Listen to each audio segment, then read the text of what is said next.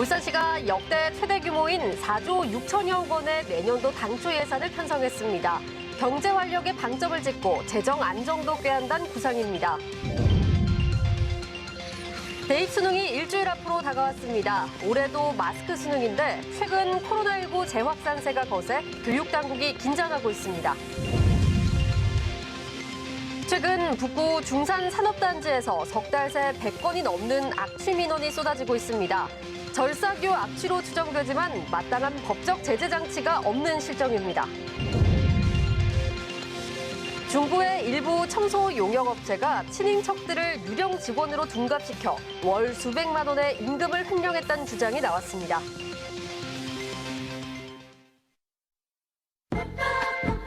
늘 울산 시민과 함께 더 큰 행복을 키워갈 시간. 울산사랑 대표기업 SK이노베이션에서 현재 시각을 알려드립니다. 울산시가 역대 최대 규모인 4조 6천억여 원의 내년도 당초 예산을 편성했습니다. 새로운 울산을 만들기 위해 경제에 활력을 불어넣는 데 방점을 찍었습니다. 지방채 상환과 산하 공공기관 통폐합 등을 통해 재정 건전성도 확보한다는 구상입니다. 윤중 기자의 보도입니다.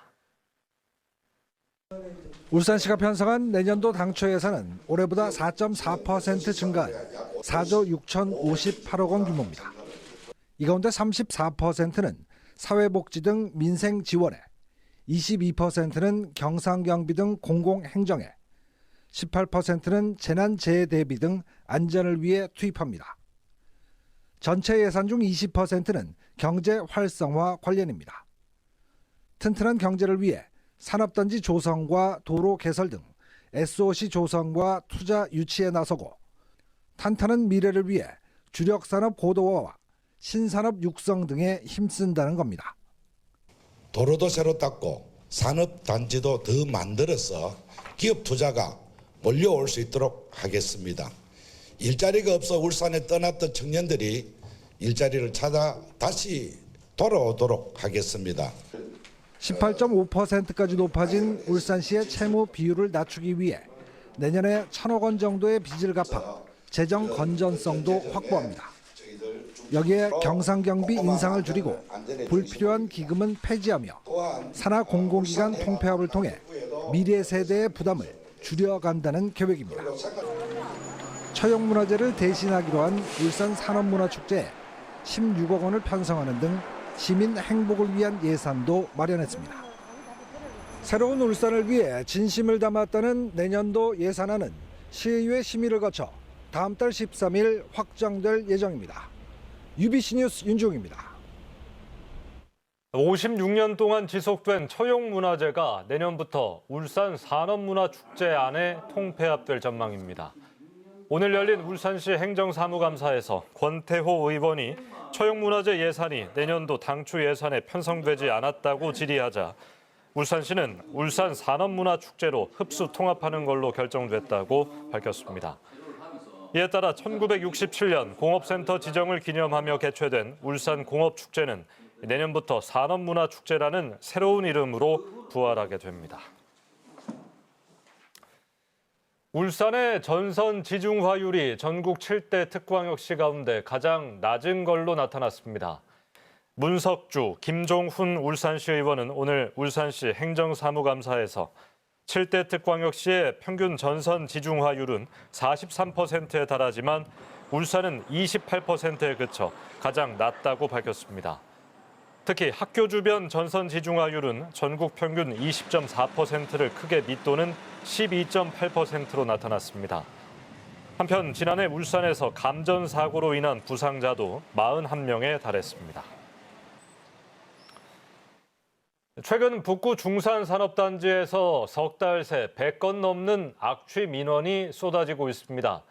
법적 배출 기준을 초과한 절삭류 악취로 추정되고 있지만 마땅한 제재 장치가 없다고 합니다. 왜 그런지 신혜지 기자가 취재했습니다. 지난 2006년 조성돼 자동차 부품 제조업체 20여 개가 입주한 북구 중산산업단지. 산단이 조성된 지 벌써 20년 가까이 됐는데 어쩐 일인지 3개월 전부터 그동안 없었던 악취 민원이 쏟아지고 있습니다.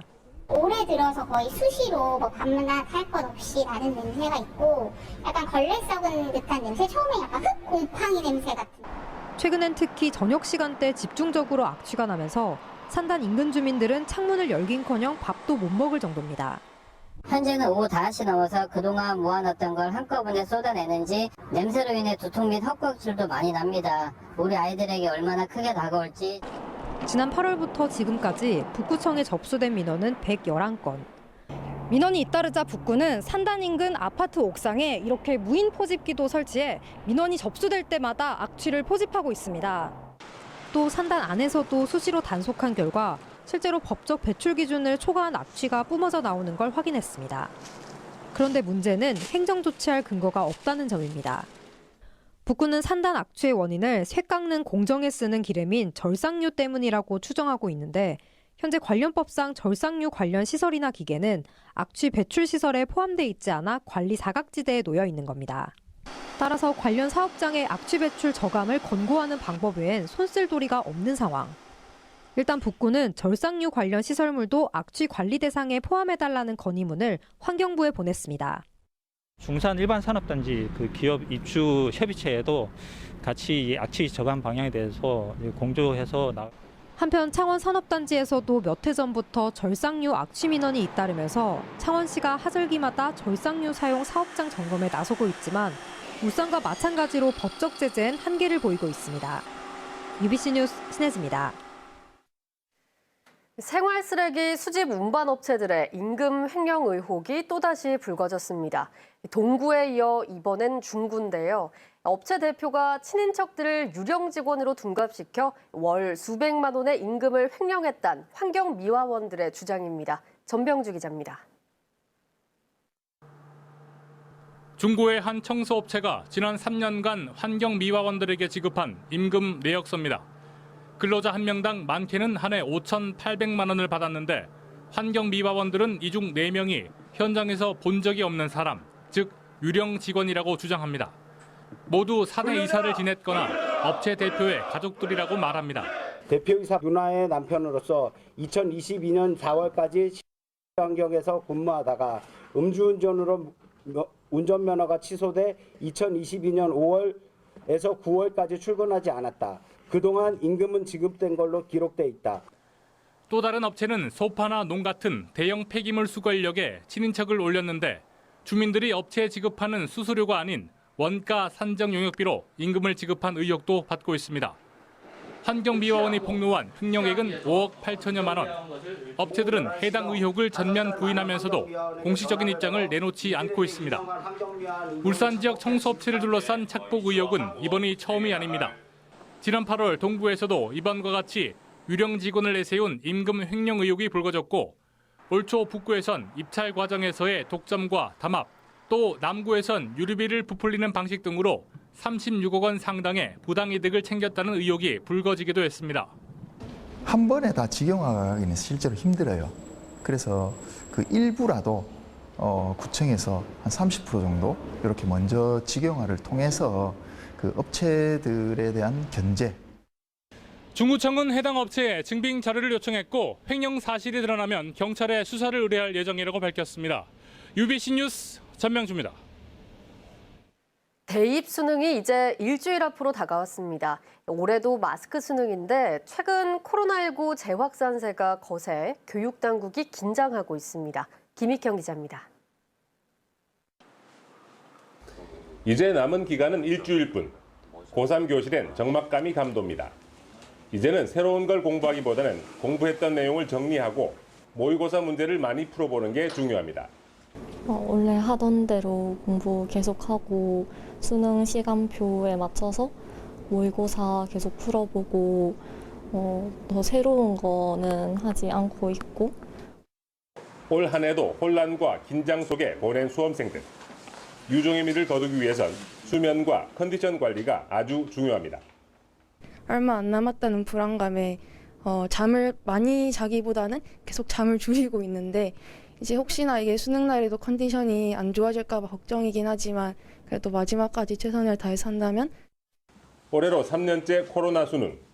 특히 지금 고3들은 고등학교 3년 내내 코로나 때문에 고생한 학생들이어서 교사들의 마음은 더욱 애틋합니다. 그래서 코로나라든지 환절기 감기 안 걸리도록 건강에 제일 주의해 주세요. 그래서 컨디션 100% 유지하도록. 알겠습니까? 네. 교육당국도 코로나19 재확산세 때문에 초긴장 상태에서 시험 준비에 돌입했습니다. 당장 14일부터 전체 고등학교와 시험장 학교는 전면 원격 수업으로 전환되고 확진자를 위한 시험실도 당초 9개에서 16개로 늘려 수용 인원도 81명에서 256명으로 늘어났습니다. 한편 울산의 예상 응시 인원은 1,365명이며 시험장은 병원 시험장을 포함해 모두 29곳입니다. UBC 뉴스 김익현입니다. 학교 급식과 돌봄 종사자 등으로 구성된 전국 학교 비정규직 연대회의가 오는 25일 총파업을 예고해 교육 현장에 혼란이 예상됩니다. 노조는 2개의 임금 체계 통합과 정규직에 준하는 복리수당 등을 요구하고 있지만 울산을 포함한 17개 시도교육청에선 장기적으로 논의하자는 입장입니다. 울산에선 43개 직종 4천여 명의 학교 비정규직이 있으며 학교 비정규직 연대회의는 지난달 18일부터 쟁의행위 찬반 투표를 진행해 86.8%의 찬성을 얻었습니다. 울산과학기술원이 영국의 대학평가기관 QS의 아시아 대학평가에서 지난해보다 18계단 상승한 76위에 올랐습니다. 2021년 평가에서 처음 100위 안에 진입한 유니스트는 지난해 94위로 소폭 상승한 데 이어 올해는 76위로 뛰어올랐고 논문당 피인용수 부문은 만점을 받아 국내 1위, 아시아 2위를 차지했습니다.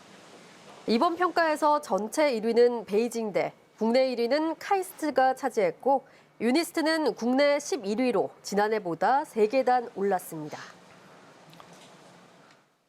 오늘 울산시 교육청 행정사무감사에서는 소규모 학교 행정실 직원의 업무 부담이 과중하다는 지적이 나왔습니다. 권순용 울산시 의원은 울산 지역 19학급 이하 초등학교는 45곳, 18학급 이하 중학교는 24곳으로 적지 않은 비중이지만 교육행정직 공무원은 2명만 배치돼 업무 여력 부족으로 인한 각종 부작용이 나타나고 있다고 말했습니다. 이어 강대길 의원은 교육감 공약 사업인 시민참여예산제의 예산이 2020년 3,592억 원에서 올해는 365억 원으로 90%가량 감소했다며 시민참여예산제 활성화를 촉구했습니다.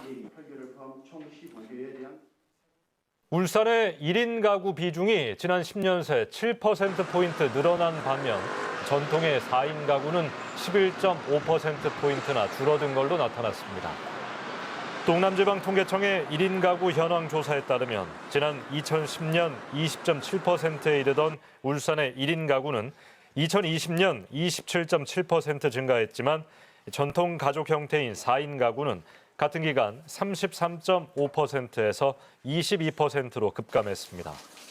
이와 함께 오는 2050년 울산의 1인 가구는 37.1%로 늘어나 가구 원수 기준의 가구 형태 가운데 가장 많은 비중을 차지하고 4인 가구는 7.7%로 크게 줄어드는 걸로 전망됐습니다. 울산시가 국도 14호선 청량범서 우회국도 개설 사업을 울주군과 공조해 추진합니다. 울산시는 유사한 노선의 군도 개설을 추진하는 울주군을 통해 청량범서 우회국도의 수요 조사를 한 뒤 내년 하반기로 예상되는 정부의 상위계획 후보 사업에 반영한다는 계획입니다.